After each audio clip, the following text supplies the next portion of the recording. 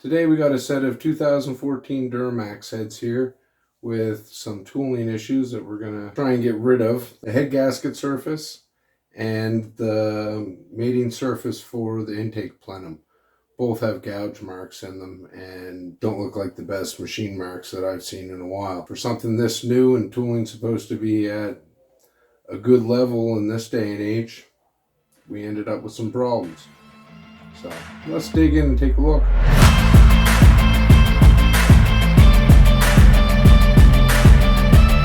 As you can see, there's no real, you can't really catch your finger on it, but it's not great machining, that's for sure. And no one would really know because these are newer Duramax heads, so chances are it would go to the dealer and they would just swap it out. So head gaskets went, so we've already got one done. We're just finishing up on this one. And then we have to take skim off of the ports. I'll show you why. So this is the same on both heads, but you can see where it's not too bad there. But as you move down here, right there, see how their cutter must have been screwing up? They didn't catch that in time, and what I figured happened was the machine started screwing up here, and probably 50 or 100 heads later, it screwed up on that one too. Like I said, we already got one head already planed, and we got set up on the other one, so I dialed that in. It's all within half a thou. That's what this machine's meant for. It is dead accurate, and I love it. It's great. I honestly can't believe that a 2014, with today's age of technology, someone didn't catch that. Their quality control should have been on that like a mother, but they weren't. And yeah, they let it go out. And how many of these are out there with blowing head gaskets and doing damage? Who knows? They're just going to take them back to the dealer. Dealer's going to say, oh yeah, no, motor's screwed up, and throw a new motor in it, and they'll just write that off instead of actually fixing the problem when it happened. The fact that someone let that go into a motor, man. So most of these heads are covered under warranty or by the dealer themselves, so the customer would actually never see the machining flaw in these heads at all, which covers GM's ass pretty good, really, if you think about it.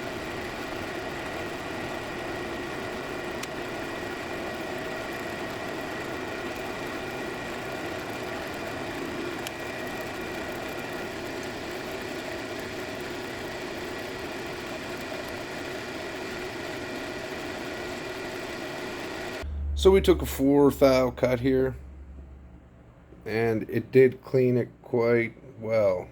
And that stuff there is just like soot.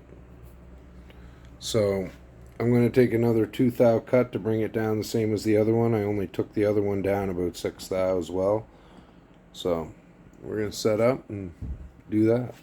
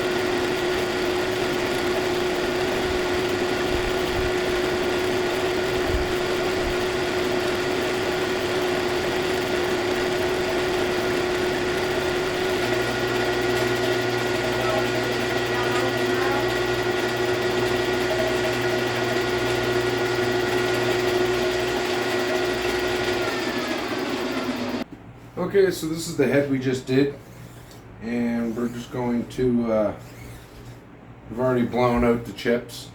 One thing you should always tell your customer, especially when you're dealing with a loaded head, valves, springs, all that stuff, I always clean them out, blow them out as best I can, but always make sure that it's up to the customer to make sure that they're clean before install. And make sure you mention that to the customer. Otherwise, one of those chips could come out, destroy an engine. And in all honesty, I'd prefer having the valves out, everything out. That way, when you're not dealing with a loaded head where there could be chips in behind that valve, and the first time they open, they're introducing them into the combustion chamber. So the other thing we will do is we're going to deburr all these holes, make sure they're all cleaned up, there's no sharp edges, there's no little bits of material that could fall down into it. So yeah, at this point we're just kind of cleaning it up enough that it's going to sit flat on the table. I've stoned my table just to make sure, and now we're just going to set it up to take a cut on this bottom face here for the intake plenum. So we'll get this flipped over. Nice and smooth like. Make sure there are no chips on the bed. Everything does look pretty good. And now that we do have a very flat surface on our head, it's just a matter of dialing.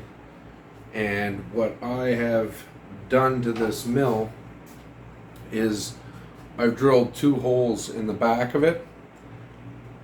Didn't really want to do that, but I drilled and tapped 2 3/8 holes in the back of it. And what that allows me to do is attach a nice straight edge along the back of it. And I use it for manifolds, heads, a lot of things for quick alignment. And it actually works really well. It gets you within 5 to 10 thou, and then we can dial it from there. But to get a good base reference point, it works out really well, and I'll show you that here in a second. Okay, so we're all set up here. I'm going to wipe this back face off. This is one of the holes here, and then I have another one over there. So what I like to do is I like to use, actually I got them set up with it, but I like to use these parallels with the bolt, and I usually just run them in there loose.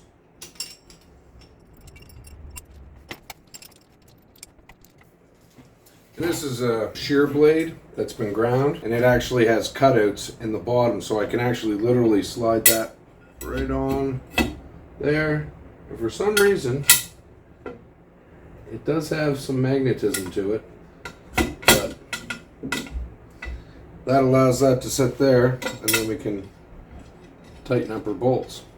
Make it a one-man job instead of more than a one-man job.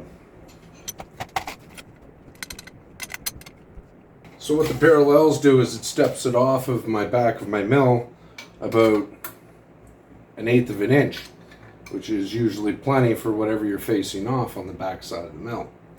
Once I have that tightened up, I can go ahead and just slide that right up against it, and then I can set my clamps on and I can work at it from there.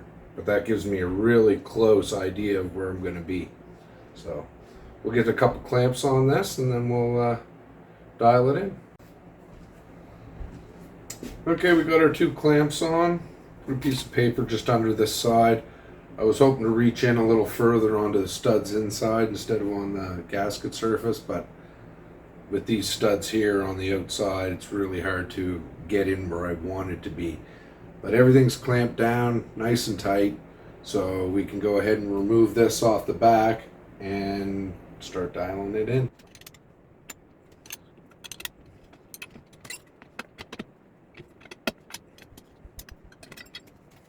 Now all that's left is to dial this in. So we'll get a dial on it and run her along, see what we get. Should be pretty close though.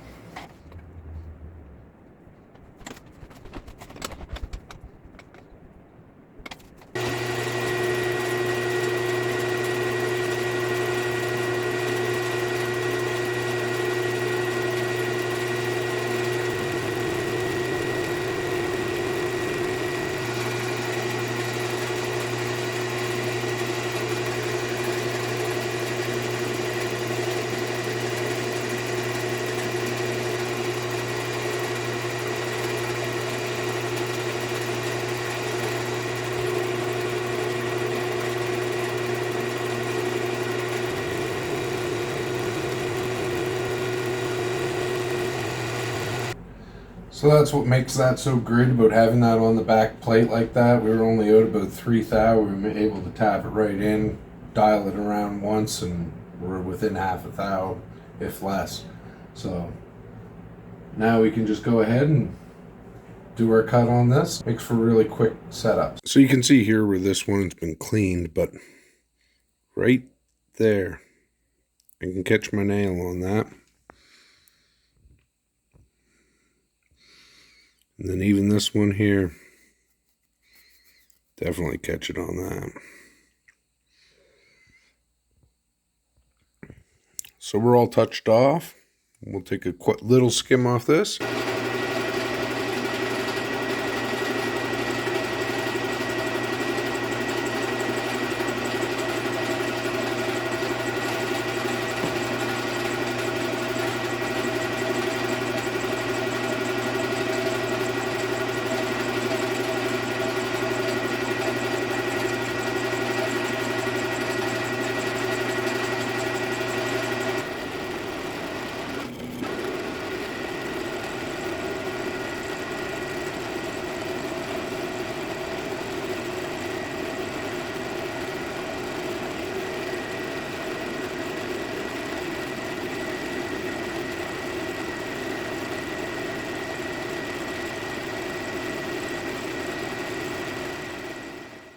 So this turned out way better. Very smooth. There's no divots in it where the machine caught, and then next thing you know, you're into tooling issues. So I'm really happy with the way this one turned out. Just in the middle of deburring that now, so we'll finish that up.